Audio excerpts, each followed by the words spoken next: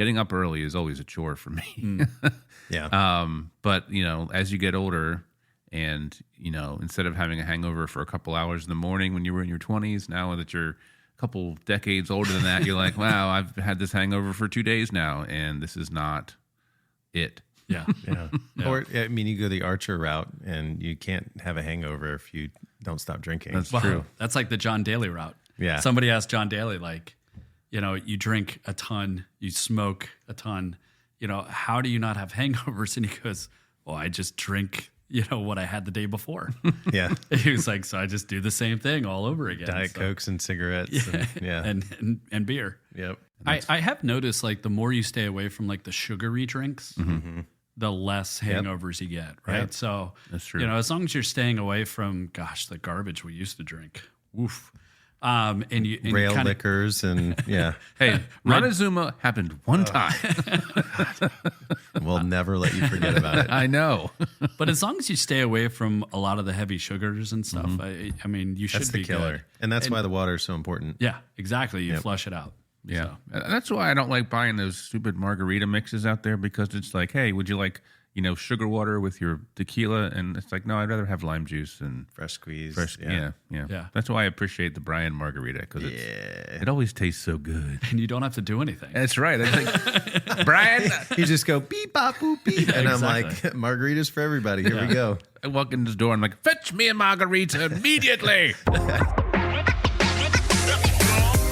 This is PODCASTNV. On today's episode of PODCASTNV, Bacon digs into the archives to find original recordings of his bands from the early 2000s, plus the breaking news you missed. And Brian talks about the Revelry Media Artist Sessions on Mondays at PJ Skidoos. Let's get started. I found in the archive the old Off the Wagon songs that I recorded in my 20s. I think I was 23, 24 at the time. I want to hear it. And we have 5 songs. I think I'll play a couple of them for you. Yeah, how much time do you have, Tim? All night. So I'm going to give them a play, and you guys can tell me what you think. And just remind you, this is I'd only been playing drums with a band for a year when we recorded this, so I was not great. So this is before Plunger. This is before Plunger. Okay. Yes. And what's the name of the band again? Off the Wagon. Oh, that's right. You have talked about them before. Yeah. So do we provide silly answers only, or do you really want a constructive criticism after so many years? Yeah, I don't think constructive criticism would really do us any good. And I bet you I thought all the things you were going to say anyway, based on things. Thank you for that. You're welcome. Gosh, I feel like I'm on Cracker Island over here. So gorillas, good pull.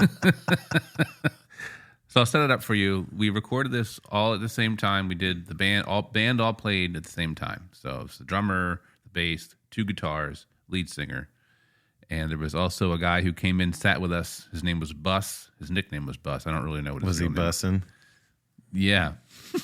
I don't know what that means. Was he a running back for the Steelers? No. You got that one. Yeah, I got that because it was the Bus. You. I get them. Thank you. So we all played all at the same time, and we only had 8 hours, and we wanted to record as much as we could. And playing all together at the same time and recording is difficult, from my experience anyway. But here's the first song. It's called I Play Hard. Because you work hard? Yeah, obviously. Okay.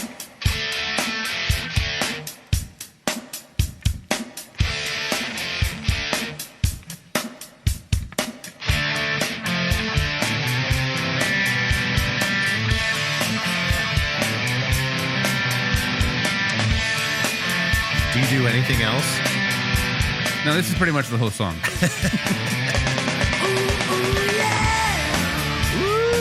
All right. See, I'm telling you, with the vocals, you can have a good band, but the good vocalist is going to take it to the next level.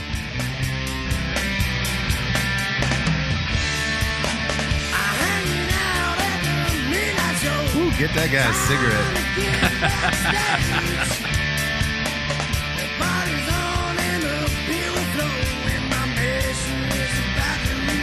You sure this isn't Brian Johnson? 100%. You sure this isn't? Did he go on to lead sing for Motorhead?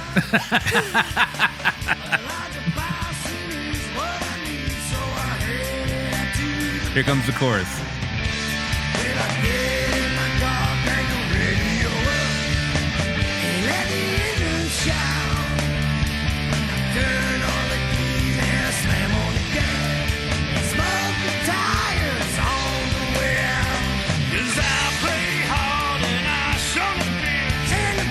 Sounds like Tim took over the mic.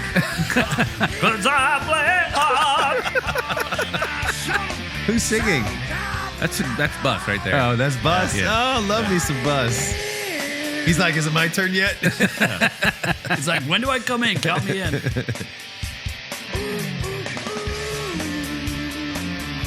Well, I like how you're keeping up. Yeah. Yeah, that's good. The tempo's been fine so far. I dig it. Did Bus do the harmonica too? Yeah. No way. Yeah. How do I know? I was going to say, I thought it might have been the guy that took his false teeth out. You guys had a history That's you a didn't even throwback. remember. I got to tell you, Brian, Bacon and I were in a band, and they called me the Bus. That's right. This is how we're doing an intervention. Because I play hard. No, that's cool. I like it. I dig it. Yeah, All right. cool. So was that like one of your bigger hits as a band, or one of your more fun songs to play, I guess? I think more people danced to that song than any other song that we did. This is like 20 years ago. Yeah. And actually, my buddy Joe Harris was the bassist on that song. He wasn't originally part of the group, but he came in after our bassist went to Iraq for the Army, and then Joe Harris took over. So is this song going to be in the new Roadhouse movie? Is that why you played it? No. We're finally getting that mailbox money. Yeah. So, one more song or two more songs? Give us something else, something to contrast that maybe. Okay, so this was our famous party song. It was called Off the Wagon. Yes. Okay. I remember you talking specifically about this song. Yeah, so this is, I'm sorry, it's called Falling Off the Wagon. 1,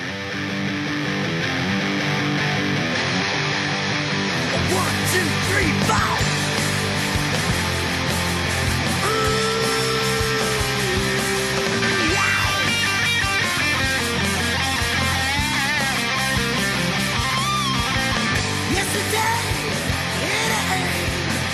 Showed up with a hand grenade. Society is overrated, and all of us are fucked up and jaded. I got a gun and I got a knife.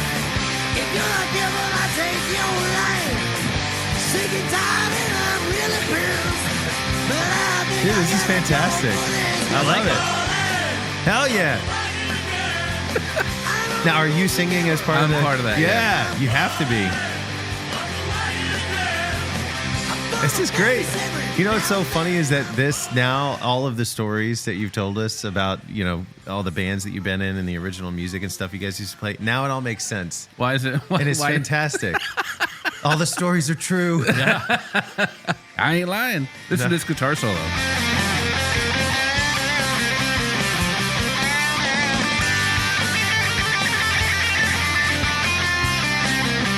Tim's playing his nipples. That's cool.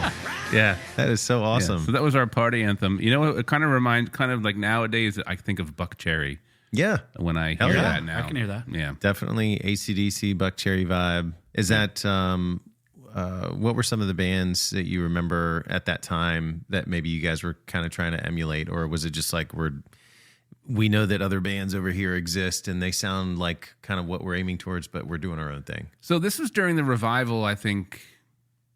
This is kind of during the revival of like Jet had just come out with Are You Gonna Go My Way? So there was kind of like a revival of classic sounding rock at the time, and we were kind of going for that. Like we wanted to do that, like heavy guitars, like It's solid. yeah. It really is solid. cool. I'm very impressed. Yeah, that's not actually what I was expecting at all. I don't know what I was expecting. That was I really don't good. either, yeah. Do you guys keep in touch still? Like, do you know where everybody is, or? Yeah, I mean, I know where Joe is. He's in Texas now. I'm not sure about the rest of them. Yeah. I haven't talked to them in, God, probably almost 30 years, almost 20 years. 20 I years. would imagine with as much talent as I just heard in those two clips, somebody's got to be playing somewhere, right? I mean, other than you. No, I don't think any of them are playing in music anymore. Really? God, that's sad.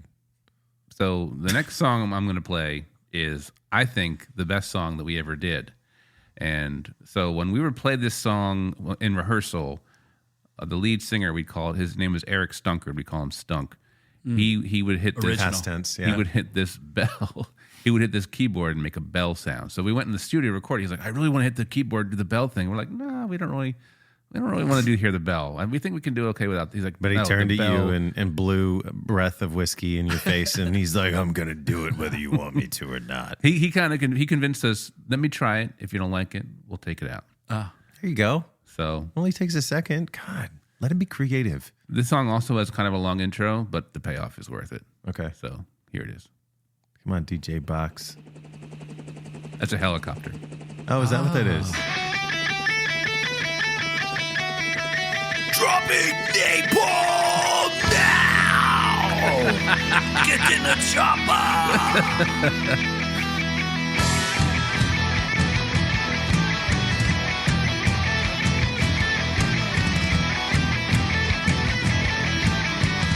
Bacon on the floor, Tom. That's right.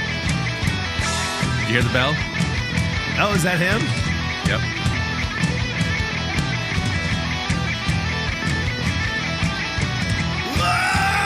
For whom the bell tolls.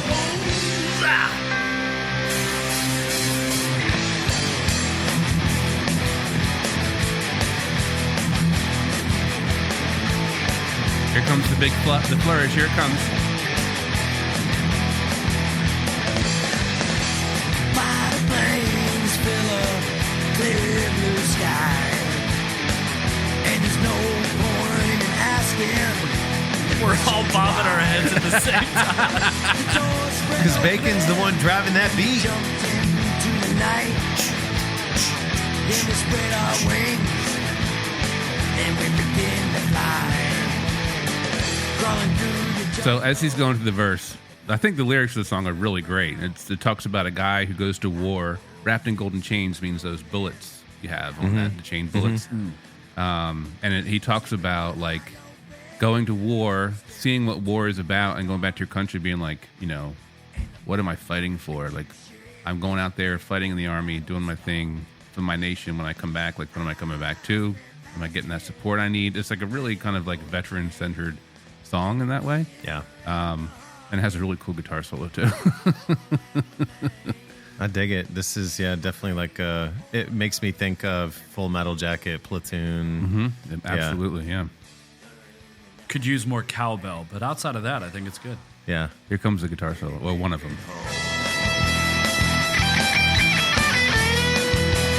My face is melting.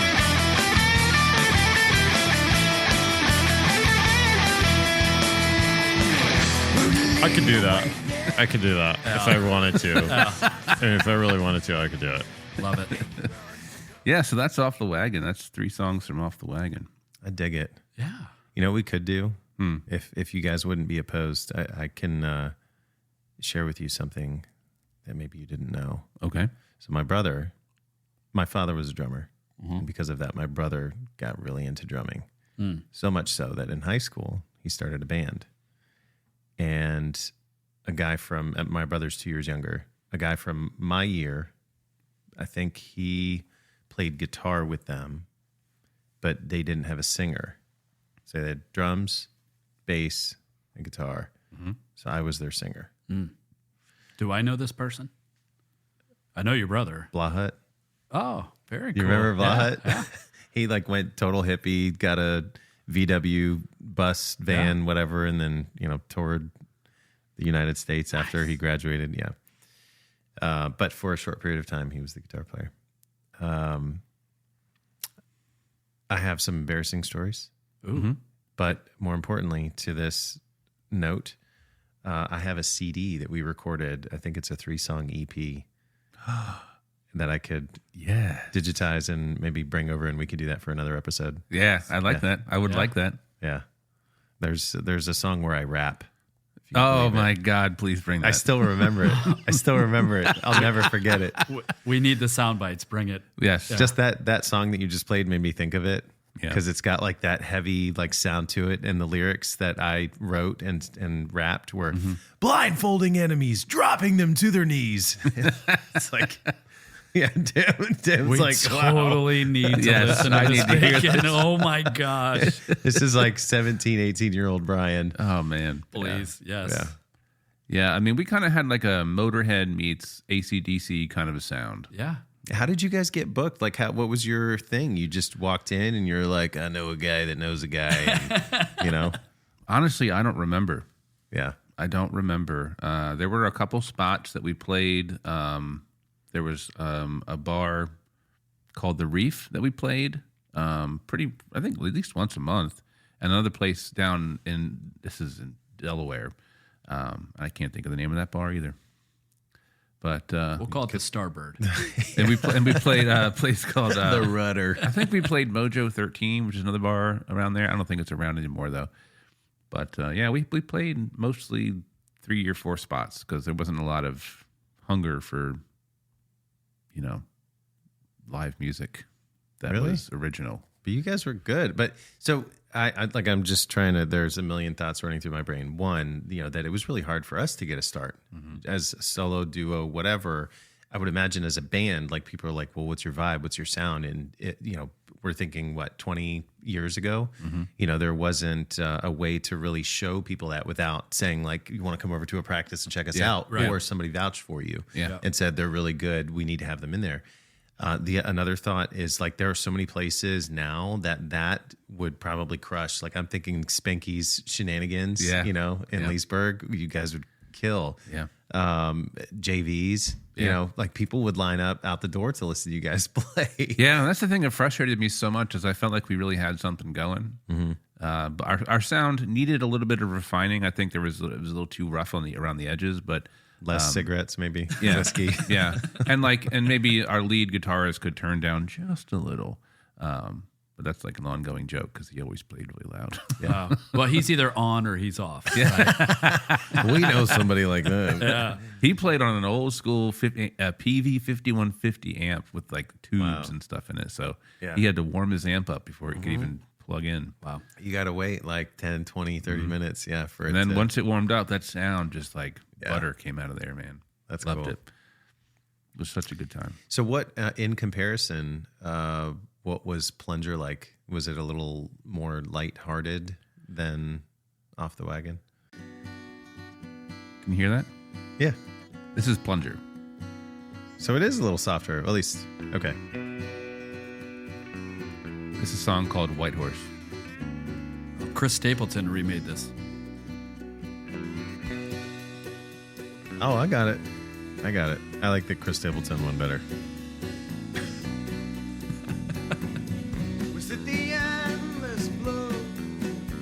So it's a complete departure. Yeah. Are you guys available to do a St. Patrick's Day event in DC?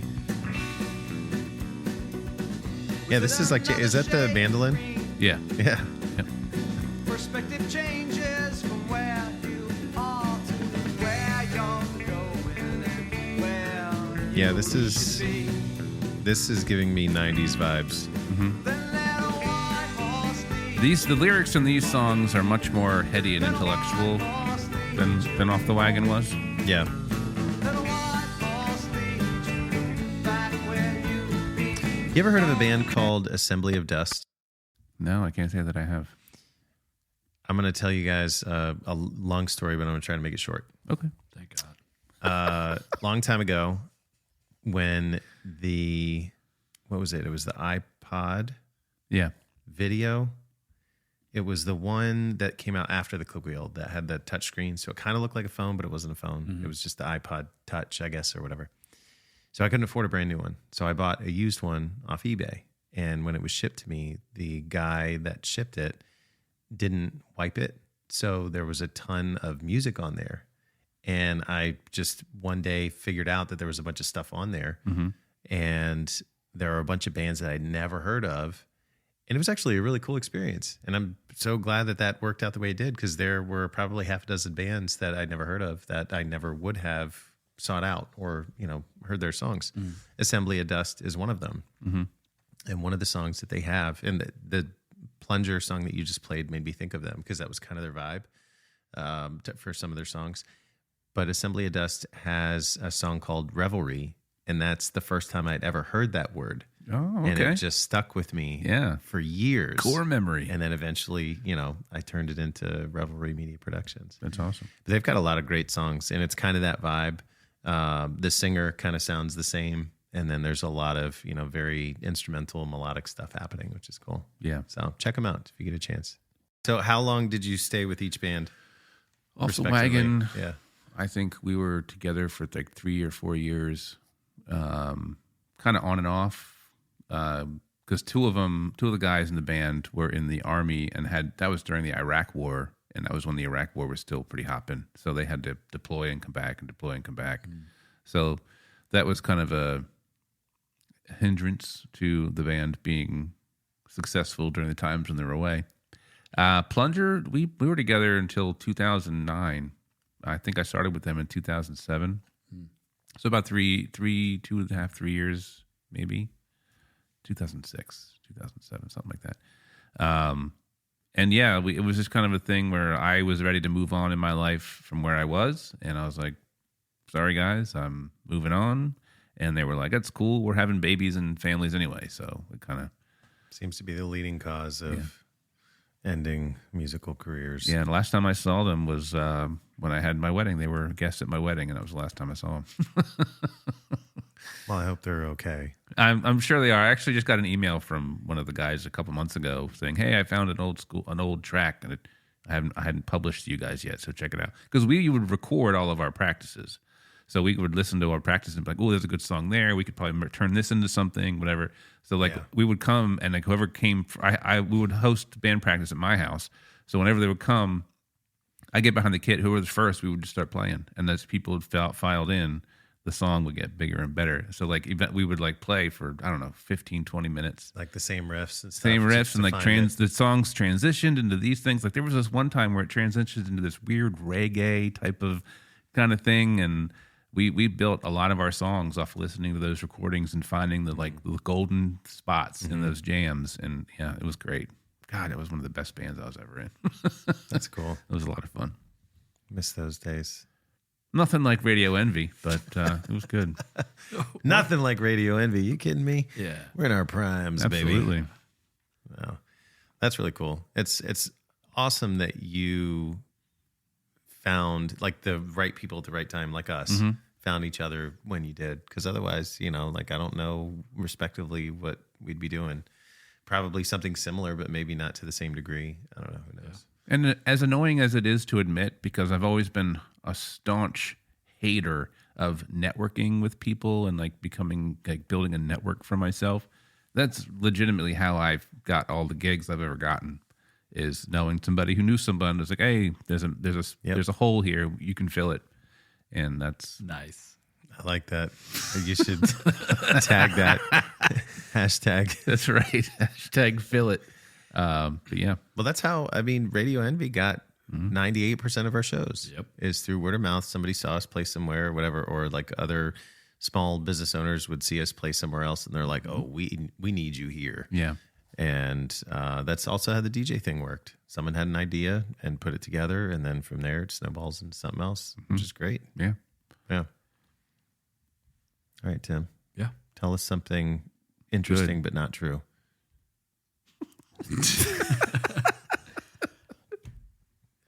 You gotta turn it up. And this has been not exciting, but true. See, you still can't get it right. I tell you, I don't. At this point, I don't know if you do it on purpose or if you really I'm just don't stupid. get it. Well, so one of the things I had prepped as a conspiracy theory, just because, and maybe it's not, but into that note of trying to get gigs when it's like, I don't know how to get gigs, or, I don't have the right network now, but I'm, maybe in the future, One of the things I thought was funny, and I attribute to a conspiracy, is that we've been performing for 10 years. Wow. 10 years is Radio Envy this year, 2014 to now. No hiatus. And there are still some places that we have trouble getting into. And I don't think it's because they already know who we are and they're just like, oh, we don't like those guys. I think it's just a communication thing. Like some places prefer to go through management companies. So if you reach out to them independently, they ignore you. The other side of it is that some of these places have a higher turnover of people that do the bookings, and there's no transfer of knowledge. And so they're always starting from scratch. There's a couple of situations I've encountered that. But there are just some places like Jamma Java, for instance. We have an in, but not from our own, efforts, just because we networked and happen to know somebody that does have a standing gig there.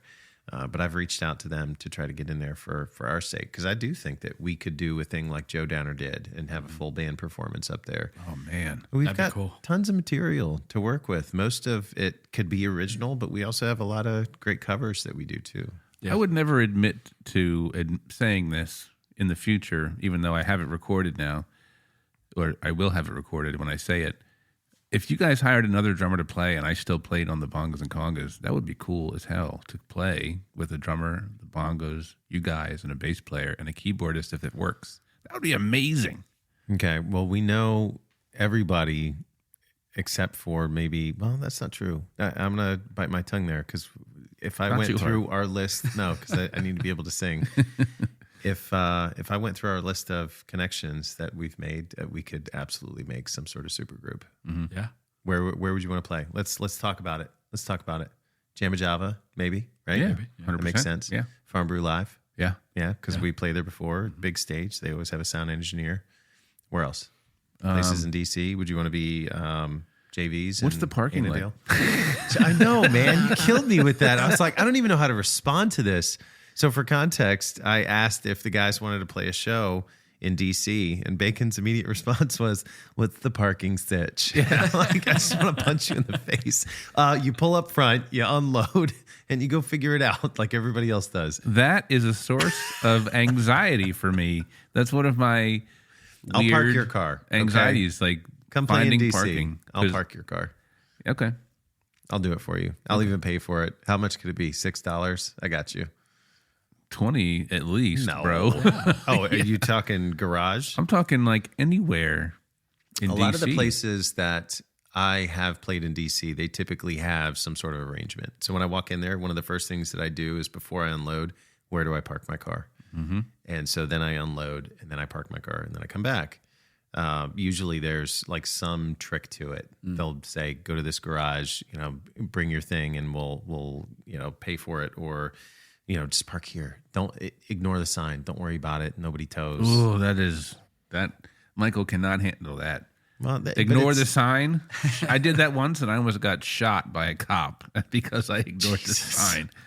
Did the sign say you gonna get shot by a cop? No, the sign said don't block garage, because it was a parking garage door that was closed right next to the venue. And I was like, I'm gonna park here real quick, unload my stuff. I'll be out in like less than 5 minutes, less than 2 minutes, really. And a cop pulled up behind me, unmarked car, plain clothes, came up giving me a bunch of shit, and he didn't identify himself as a cop from the gate. So I thought this was just some really old dude coming up to me and starting shit with me. And I'm like, dude, I told you I'd move. Hang on 1 second. He was like, and he puts his hand on his holster, and I was like, okay. And then he says he's a cop. And I was like, oh, okay. What were you dressed as? Like a member of KISS or something? No, I was just wearing jeans and a flannel, probably. My usual 90s attire. So did he ask you if you saw the sign? He did. Did it open up your eyes? It did not, because I get it. Like if I had known it was a cop's garage, I wouldn't have messed with it. You know what I mean? But it was a cop's garage. I've got a couple things. You got headlines? Ooh. Tell me you got headlines. I've got news stories. Ooh. Yeah, I've got a couple news stories today. Touch me. Get it. All right, so this story is from the AP. The Associated Press? The Associated Press, yeah. No way. What? Monday, a fire broke out at a water park under construction at one of Sweden's biggest amusement places. They're called parks. Yes. The blaze at Oceana Water Park in the popular Leesburg Amusement Park complex in downtown Göteborg. I might be wrong about the pronunciation there. That's I think it's Göteborg, but I could or be she'll wrong. just tell us. Or shut It spread across several water slides and a hangar-like building. Police and fire officials could not immediately say what caused the fire. But here's some new slogans for the water park, that they can use as advertisement. Did you submit them and you're just waiting to hear back? No, these I'm selling them to you first, and if any of you guys, if you buy them, I'm going to go for it. Okay. Okay. So the first one was from waves to blaze, experience the heat at Fire Splash Park. Love it. From waves to blaze. Get fired up for fun. Welcome to Inferno Falls Water Park. It sounds demonic. All right, what's the next one? The next one is Feel the burn. Dive into its shit. You practiced this. I love it. sorry. Here it is. Here it is. Not Here it is. enough, apparently. All right, here we go. What's the next one? Feel the burn. Dive into adventure at Blaze's Splash Water Park. Oh my God. Oh, wow. Yeah. So that's another one. Another one is scary. Bacon, I feel like you just like turned into a whole nother Yeah. being. really. Yeah, your face I got feel like really. Your face got red. Did it really get red? Your really- house was on fire for a second. I was so excited to deliver that line. yeah, I can getting tell. warm Your in heart here. is a rock. Here's another one. It's ignite your excitement where water meets fire at Flame Wave Park. Ooh. Is that like bacon wave, flame wave? Yeah, it's a good. I like that. Good observation. Good Jimmy. one, B. Good one. From wet to wildfire, embrace the heat at Scorch and Soak Water Park. Scorch and soak. Scorch and Soak. It's the end with the apostrophe, the high comma. Scorch and soak. Cool off with a sizzle. Come play at Blaze Stream Water Park. How many of these are there? Oh my God. Tell me you're tired of hearing these without telling me you're tired of hearing these. Do more with the voice. You want to hear him with the Yeah, voice? give Okay. me the voice. From splashdown to smolder, unleash the heat at Fire Splash Resort. Oh my God. Oh, wait, do me. Come on, do me. I can't do you. I can give you my mic if you want to do one. Oh, no. You know what this makes me think of? Like little Nicky when he goes home. Yeah. And like everybody's like, hey, how you doing? Haven't seen you in a while. Yeah. All right, here's the last one. Oh, do it with the. Do you have another voice or is that the only one? How about this one? No, I like the other one better. All right. Where water meets flames, welcome to Waterfalls Aquatic Park. That one was good. Can you do one where you're like feeling hot? Come to, do something along those lines. Feeling hot? Come to the water park and get cool. I think we just came up with a new tagline. That was a really winner. good. Yeah. Thank you. I was silent waiting for you. that to close up. Well nicely. done, Bacon. Thank you. I loved every bit of that. All right, so here's another My story. eyes are watering. Thank you. You're welcome. Well, I didn't realize that Bacon had that in him, like that different voice. You didn't notice his one hand goes under the table and he's like, No. I did not. Where's that other hand? Can you that's please? good. That's funny. We need to turn that into a character. All right, Yes. Yeah. we'll work on that. Okay. So, according to The Verge, researchers at Stanford University have unveiled a prototype smart toilet that's packed with gadgets. Ooh, tell me more. It includes cameras, sensors, and the ability to identify their users by their anal print. Shut the front door. Anal print is the clinical term. You mean the starfish? Yep, and the hot dog flavored water. Is this like James Bond's toilet? Well, you tell me. The idea was inspired by Salvador Dali's observation that the anus has a unique set of creases, akin to fingerprints. Using a Raspberry Pi and a camera, the toilet captures the anal print. Inside, there are numerous cameras, motion sensors, and medical sensors to analyze waste. The data is collected and sent to doctors for analysis. No, that's when you go. Potentially aiding in early detection of health issues. In an unrelated story, Licking Hole Brewery in Goochland has closed indefinitely. I love the transition. That was great, Bacon.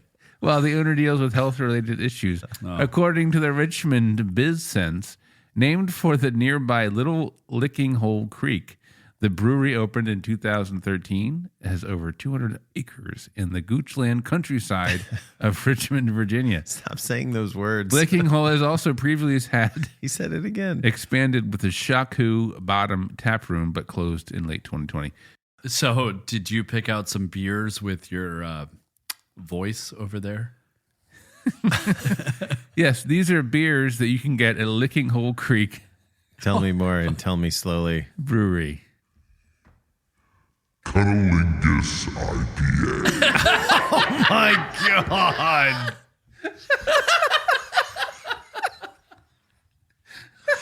Wow.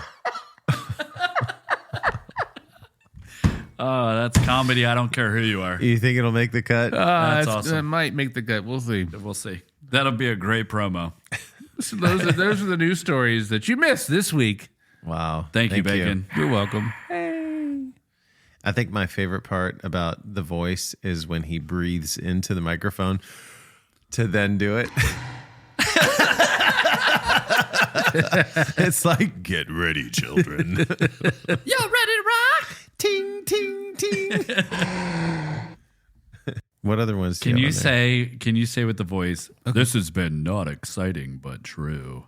This has been Yes, not exciting, but true. I love it.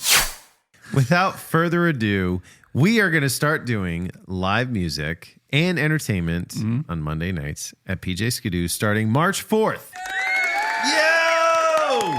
That's wonderful. That's so great. It really is going to be amazing. So it's something that I've been very careful and selective in trying to make sure that it's going to be something that, you know, you would almost want to pay tickets or pay a ticket price to go see.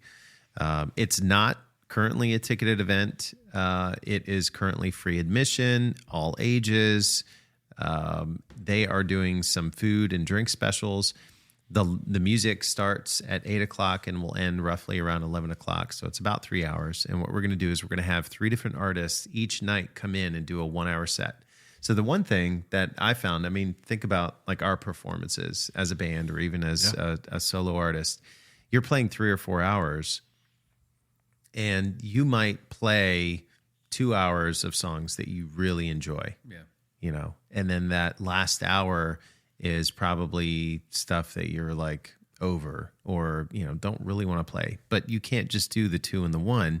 You got to kind of blend everything all together, right? Because you have so much time to fill. Yeah. So the concept with this is with us as touring, traveling, full-time or part-time musicians that do this regularly, to fill that 45 minutes to an hour with songs that you would really want to showcase. Nice.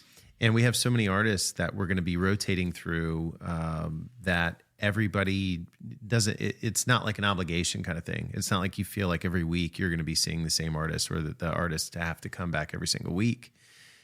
It's to have the diversity. So the concept is to, one, take advantage of the industry night, have people that work in hospitality and in the industry that, you know, kill themselves Thursday, Friday, Saturday night, and sometimes Sunday to have that night off on a Monday. Recover on the Monday, come out Monday night, enjoy yourselves, take advantage of the special, stuff like that. And it's local. Fairfax is pretty central to a lot of different areas. Yeah. But also for the musicians, put a little cash in their, you know, extra cash in their pocket, you know. Yeah. And then also for a networking thing. Mm-hmm.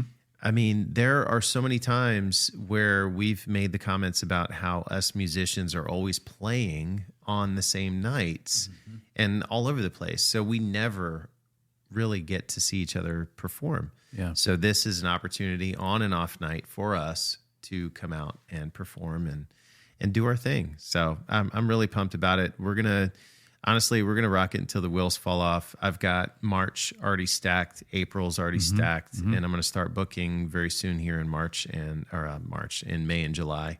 Oh my God. March is already stacked. April's stacked. I'm going to start booking here very soon for May and June.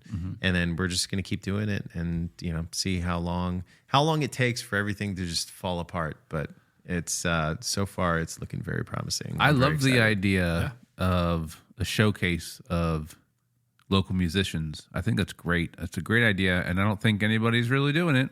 Not right now. In such a way. And I think that's great. Is there any way that like a potential local musician could get a hold of you to be booked for such a thing? Absolutely. Yeah. So the best way to get a sense of kind of what's going on is to go to the website at revmediapro.com.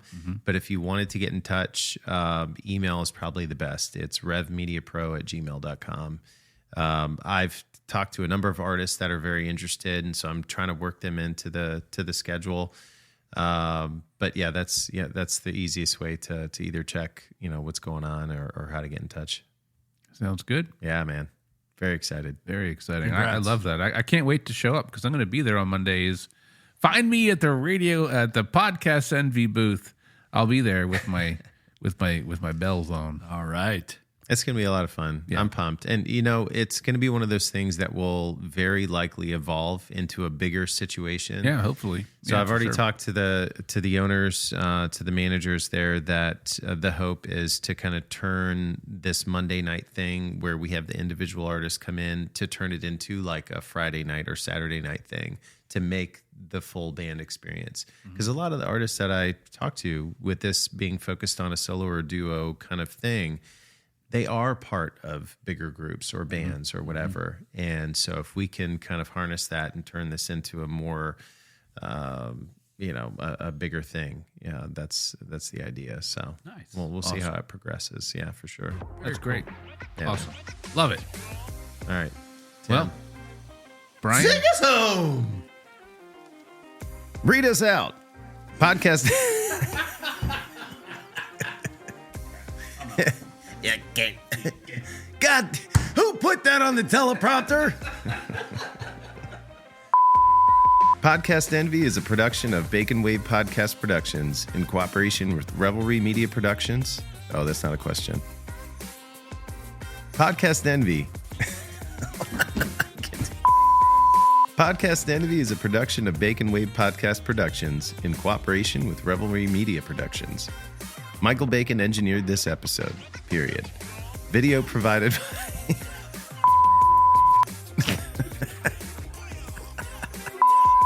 All right, I'll just read it. I'll do a couple of adjustments, I think. Podcast Envy is a production of Bacon Wave Podcast Productions in cooperation with Revelry Media Productions. Michael Bacon engineered this episode. Video provided by Revelry Media Productions. If you liked today's episode, tell your friends, share us with your family, and follow us on Instagram, TikTok, and Threads at podcast.nv. Visit us at podcastnv.com to leave feedback or email us at feedback@podcastnv.com.